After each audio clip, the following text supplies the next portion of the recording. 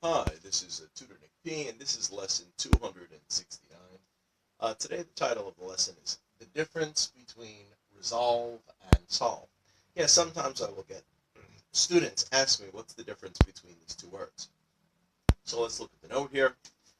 If you resolve a problem, issue, etc., you have dealt with it and have worked something out that brings the matter or the question to an end. However, this does not necessarily mean that everyone involved in the final decision or conclusion is happy. Yeah, so when you resolve something, you probably have two different sides. And probably some people will have to give in and give up something in order to compromise, in order to make something come to an end. So then we say that we resolved it. We finally worked it out. Now it's definitely over. But you had to resolve it. You had to work it out, especially between two different sides. Let's continue. When you solve something, you have found a solution. You found an answer to something. You have dealt with it successfully and have found a logical and complete answer. Okay, let's continue here. We are more likely to use solve with a math problem. Yeah, we never say we resolved the math problem.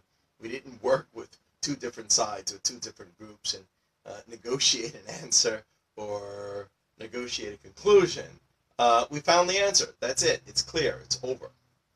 A puzzle, same thing. You found the answer to the puzzle. No negotiation, no compromise, no nothing like that. Riddle, same thing. A mystery. You finally found the answer to the mystery. You have a conclusion. You have an answer that tells you definitely why something happened. I think like a few years back, they finally figured out the mystery of the aurora borealis. Remember those beautiful lights that used to appear in the sky? For many, many years, they didn't know why it happened. Now they finally, scientifically, came up with an answer that they know how it happened. So they solved the mystery. A murder case. Yes. A detective solves a murder case. He figured out who was the murderer, who killed someone. Again, you wouldn't say you resolved the murder case. Again, there's no negotiation here. You're not trying to negotiate with somebody to come to an answer. You solved it. You figured it out. You figure out the definite answer. He is the murderer. And hopefully they're right. Let's go on. We are more likely to use resolved with a dispute. Again, here, clearly you have two different sides, and probably each side is probably going to have to compromise. So in the end, you may come to a conclusion. You may put it to an end, but maybe not everybody got what they wanted, so maybe not everybody's completely happy. Same thing with conflict. Conflict, war. Again, you may have to work with two different groups, two different sides. You have to work something out. Disagreement, definitely. Negotiation. So, yeah, so usually when we say resolve, it often implies one or more of these things were happening. There was a dispute, a conflict, a disagreement, negotiations.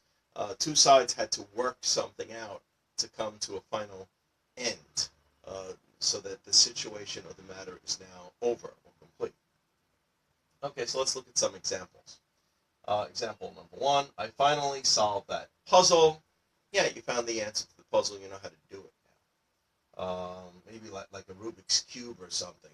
Usually we'd say you solved a Rubik's Cube. You wouldn't say you resolved a Rubik's Cube. That would be really weird. Number two, he was the only one who was able to solve that math problem. Math problems definitely solved. We don't resolve it. There's no negotiations. You're not trying to work out some dispute on both sides. You solve a math problem. Number three, the detective solved this murder case. So maybe he found enough evidence or proof to say, with most certainty that that's probably the murderer. Okay, good. Number four, the mediator resolved the dispute. Again, it's a dispute, two different sides arguing between management and the union.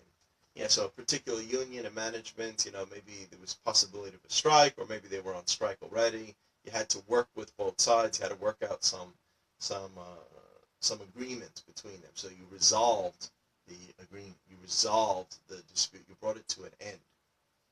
All right, number 5, keep your fingers crossed. Remember, we always say that, especially for luck, keep your fingers crossed. And hope this administration has resolved the North Korean conflict. Yeah, what's presently happening with North Korea. At the moment, it does seem like North Korea is really denuclearizing. There is a lot of evidence that they're taking apart, and possibly in the future, maybe the two North Koreas may reunite. But let's hope that has happened. Let's hope that the conflict between them has finally resolved. Okay, I hope it's clear. I hope you got it. I hope it was informative. Thank you for your time. Bye-bye.